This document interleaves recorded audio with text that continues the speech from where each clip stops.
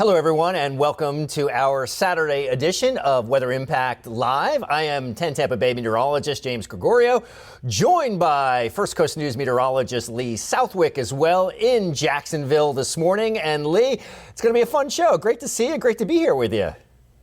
Yeah, great to be here with you. I think that this is our first weekend morning show together, and I'm excited. It's great to meet you, James, and I've heard wonderful things, and I love that we get this opportunity to talk about weather across Florida and even for parts of Southeast Georgia, too. It's cool to kind of wrap it all in, and I think it's really important, especially this weekend, since we probably have a lot of viewers traveling to each other in each other's markets with Thanksgiving coming up. A little I-4 shuffle, something like that, right? Yes. No doubt. Big travel stretch here, kind of beginning today and certainly throughout the week and in towards Thanksgiving and thereafter. So a lot of folks going back and forth. I think we did a story about TPA. TPA is going to see 950,000 flyers through the airport over the next week. Almost 1 million people traveling through TPA. Wow. Well, I mean, it's so beautiful there, and that's where I would want to go too, especially if I was up north. I don't want to do Thanksgiving in Tampa, in the Tampa Bay area. Right. And I know that we also have a lot of people coming here too, so should I kick it off with the First Coast forecast? Absolutely. Have at it. Okay. Well, let's start with a look out across our area because it is gorgeous out there now. Blue skies. Look at St. Augustine. That's my favorite look here. Plus, I am over on your Max 4, please. A little behind the scenes here. Let's get a look at around the First Coast here. We got lots of blue skies mainly. So I was mentioning St. Augustine. One place that I am watching, there we go. You can see it yourself. Waycross, you have some clouds out there. So for pretty much everyone, gorgeous and dry day, but there are a few showers that we'll be watching out for, mainly across Southeast Georgia because of a weak front that's on the way. So we should be cooling down. It is warm. We have temperatures currently sitting in the 70s, but we're going to continue to see those warm up into the middle 80s today. So great day to get outside, golfing, maybe going to the beach, go for a walk. But if we reach 84 degrees, that at the airport, the Jacksonville airport, that will tie our record high. Again, we've already been tying record highs recently, and so that's just another possibility again today. Normally, Jacksonville's at 72, so we have been over 10 degrees warmer than normal. Very warm, but still pleasant, mostly sunny. So you can see here across the First Coast, pretty much everyone has their highs in the 80s, much warmer than normal. What about those rain chances I mentioned? Very low. We could have a few showers move through. Again, higher chance across Southeast Georgia. Maybe a few of those trying to make it into Northeast Florida with that front that's on the way. I'm going to quickly show you a live radar to show you the bigger picture. And you see some of those showers moving across Georgia and some across the Panhandle near Panama City. So that's what we will watch to see if any of those make it into our area. Again, out ahead of the front. So today, rain chances extremely low. Can't rule out just a few sprinkles, but unfortunately, it's not a drought buster. And we're going to get into the drought here, I know, James, in a couple of minutes. So won't touch on that now. But if you are getting outside, you might be happy that it's not raining. I know a lot of people aren't because we need the rain, but if you do want to get out and about, you don't have to worry about rain gear. Nights of lights tonight in St. Augustine. Temperatures will slowly be dropping through the 70s. We're not going to make it to the 60s until about 9 p.m. So as has been the case since the first night, since light up night of Nights of Lights, you do not need a heavy holiday sweater. It's too warm for that. Maybe a light jacket depending on how late you are staying out. Then tomorrow morning, our lows in the 60s across the board. And you can see there in the top right corner, our average low this time of year is 50 degrees. So mornings also more mild than normal. Something else we got to watch out for. We've had to watch it for the past several mornings, but really watching tomorrow morning, more fog on the way. This morning we had fog mainly in western areas, except for down to Palm Coast and then up towards St. Simon's Island and Brunswick. But a good chunk of, say, Duval County and St. Johns County and Nassau County mostly stayed fog free, maybe far western areas of Duval and Nassau. But the long story short is that I do think that we will have more widespread fog tomorrow morning that we'll have to worry about. If you're out early driving to church, just hitting the road, something to watch for. Try to give yourself that extra time on the roads. But Clouds will clear, fog will clear, skies will become sunny tomorrow. Again, when it comes to those rain chances, we can't rule out just an isolated sprinkle or two in our far southern counties as that front continues to try to push through. Doesn't really cool us down too much, especially not tomorrow. Highs near 82 degrees, so still warmer than normal. Here's a look at your future radar, and you can see, yeah, it looks pretty much dry for our Sunday. So, I mean, I won't rule out a tiny sprinkle, but most of us good to go. So that cool down, big cool down? Nah, not this one, not yet. Monday, 78 degrees for our high. So at least we're back in the 70s, right? But again, 72s are normal high. So this is still warmer than normal. Lots of sunshine, a little bit of a cooler breeze on Monday. Enjoy it while we have it because it is not going to be sticking around. In fact, let me find a graphic here. There we go. I want to show you our highs over the next couple of days. While we temporarily dip down into the 70s, we jump right back into the 80s on Tuesday and Wednesday, high near 82 degrees. Now, Wednesday, big day for those in the Jacksonville area, and especially out at the beaches, because that's opening night for Deck the Chairs. Temperatures will be warm in the 70s and then slowly falling down to the lower 70s. We will have to watch out for maybe an isolated sprinkle Wednesday into Thursday, which is Thanksgiving. That's when our next big front arrives here. This is going to be the one where you notice the cool down. So it can't rule on an isolated shower on Thanksgiving, but again, the rain that we will see Wednesday to Thursday, I don't think it's enough to cancel or ruin any outdoor plans, just something to watch. But notice here on your temperatures, your high at 2 p.m., 3 p.m., 72 degrees. I just showed you how we were 82 on Wednesday down to 72. So we're dropping. And by the way, 72 degrees, that is normal for this time of year. So that is a seasonal Thanksgiving forecast, but we're not going to start or stop cooling down from there. Notice those lows Friday morning. Friday morning is a big morning. Black Friday shopping.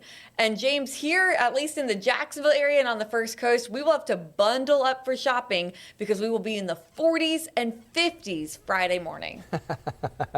Yeah, a little chilly, no doubt here. And yeah, you guys have been running well above the norm on temperatures. You know, we've also been above normal, but our normal has been 78, 79 degrees. And so when we're running at 82, 83, we've been more like 5 degrees to the plus side, whereas you guys are record challenging, if not, record breaking temps, 10 degrees or so more above the norm. All right, Lee, thank you. Yeah, let's jump into some Tampa weather, shall we? And here's what we have going on the West Coast. We're talking about a gorgeous go as we take a live look around from downtown Tampa to St. Pete, Lakeland, all shaping up great. Armature Works so far this morning looking fantastic, so nothing to worry about there.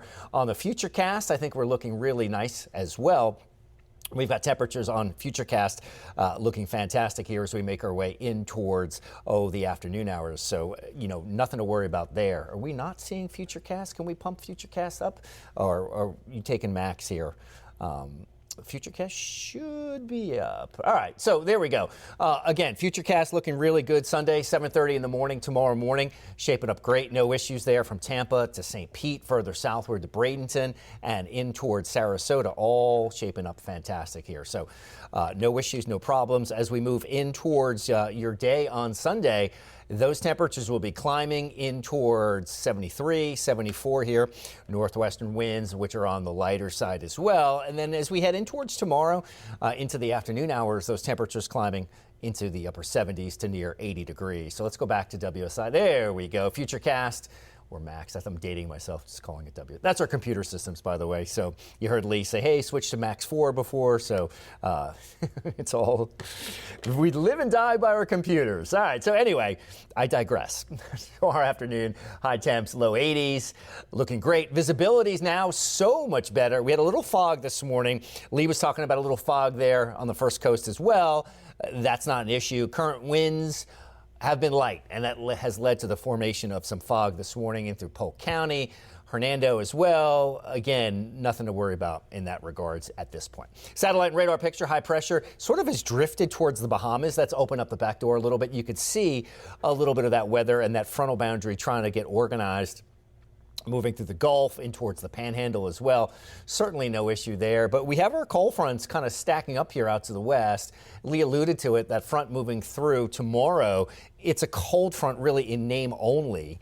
and there's not much cold air with it, nor is there much in the way of any rain with it. So over the next couple of days, there it is. There's our front. This front, by the way, kind of slides through southwestern Florida, and it's going to bounce back as a warm front over the next couple of days, and that's why we kind of warm up a little bit into early next week.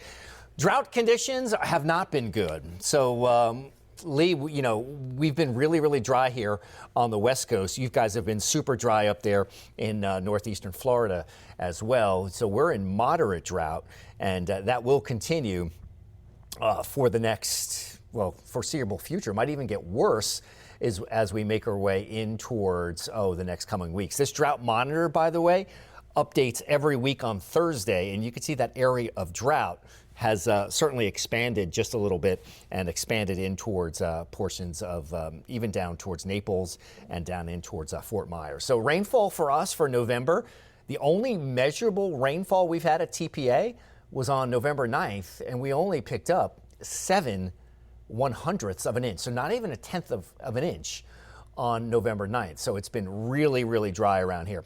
To give you some context, more context, August we had over 11 inches of rain.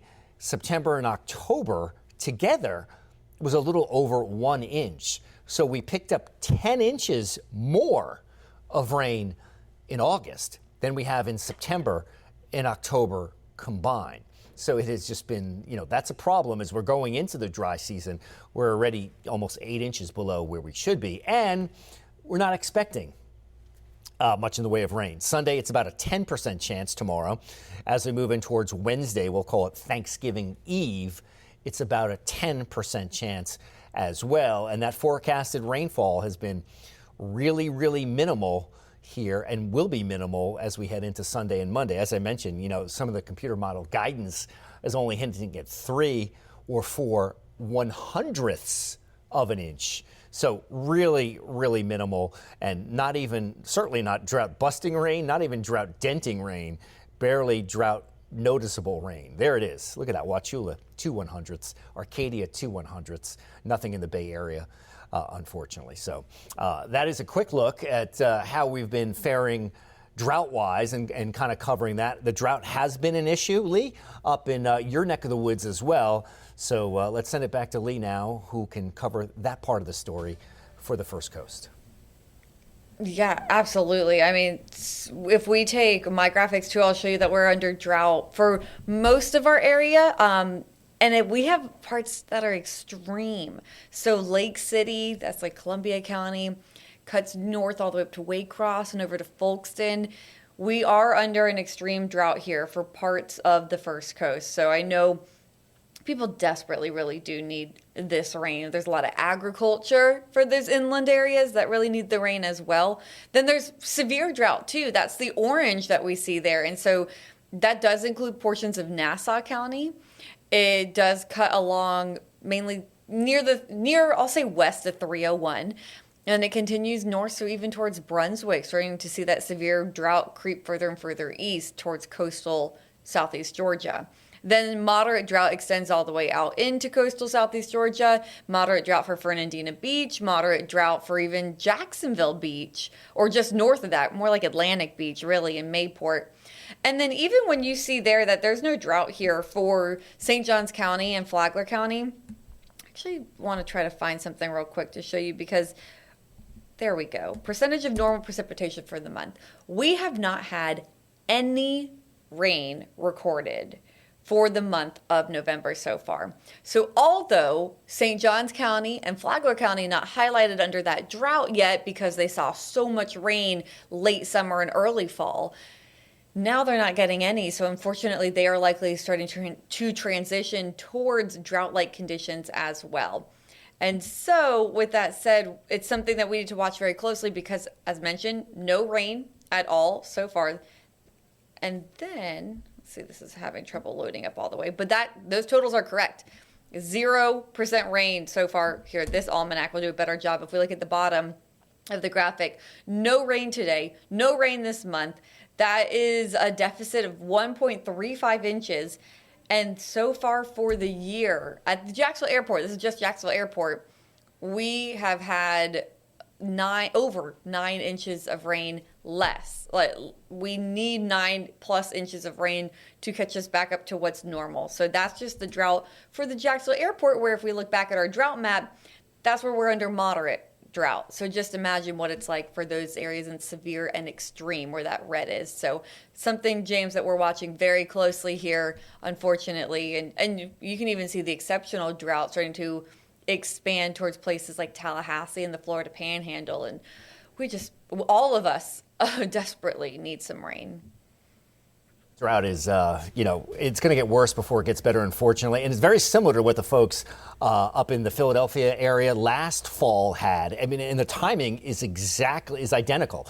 Up in Delaware Valley and through portions of New Jersey, they had a very, very similar timeline on their drought last year. And thankfully, rains really in kind of December, over the winter, that sort of thing kind of eased them out. They had a couple big storms. So hopefully we'll get some good rainmakers. But the difference being here in Florida, we're going into our dry season. So the likelihood of that is pretty slim. We're not going to be saved by a bigger storm that could produce 2, 3, 4 inches of rain unless we get the anomaly of the thunderstorm that just kind of sits and starts to produce some heavy rain. So we'll see. But going into the dry season with a deficit like that is certainly not good news. All right, so Lee, we're going to, you want to say something on that?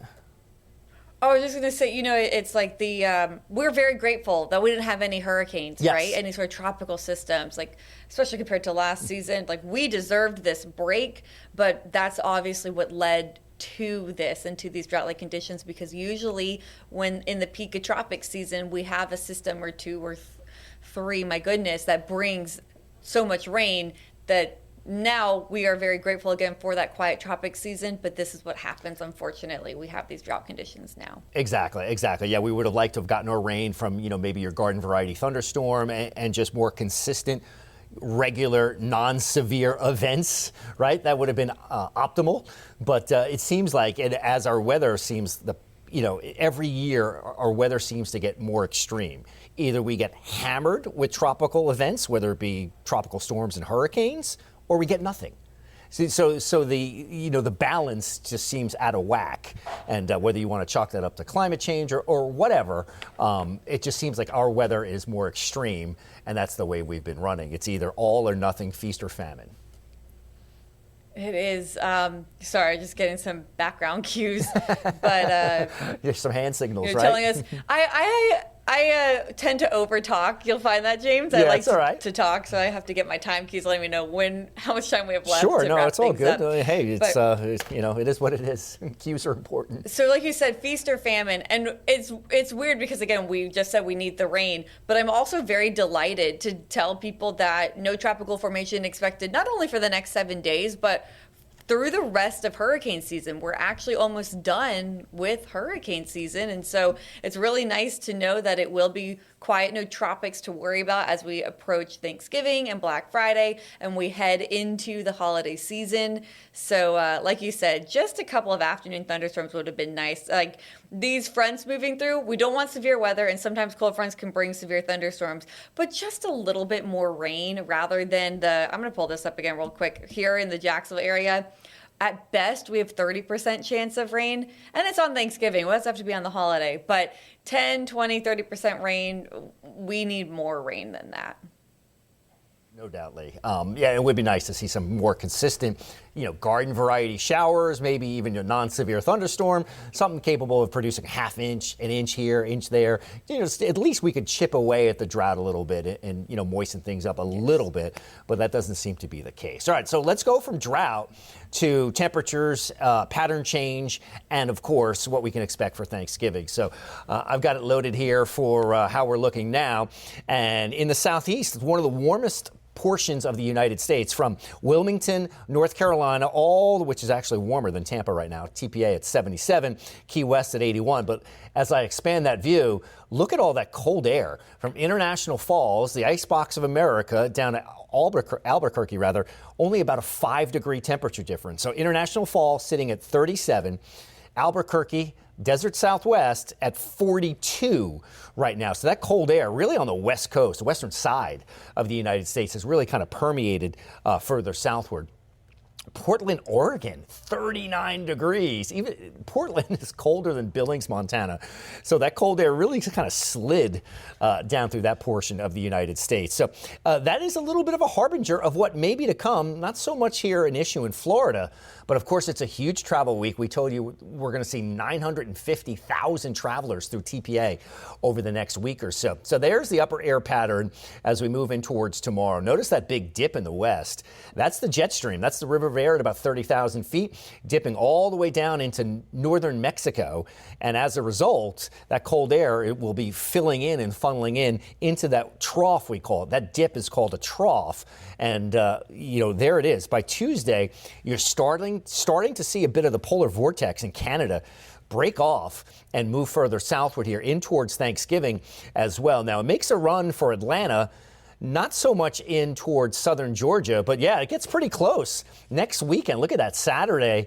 Lee, you guys are going to get cold up in Jacksonville and in towards Brunswick and in towards southern Georgia, no doubt. That purple shading you see in Edmonton, that's some really cold air, which will be funneling south. Not all the way to Florida, certainly, and not even really down into the south per se, but it moves over the plain states, certainly, Sunday, November 3rd. So if you got travel plans, I don't know, maybe you're visiting family in Minneapolis or Chicago or perhaps in towards the Northeast into Boston even. So there is that, look at that, spilling into Denver early next week. So, yeah, better them than us. Anyway, Thanksgiving Day, 76 degrees here in the Bay Area. A leftover shower or two could be on the menu, as well as some cooler air.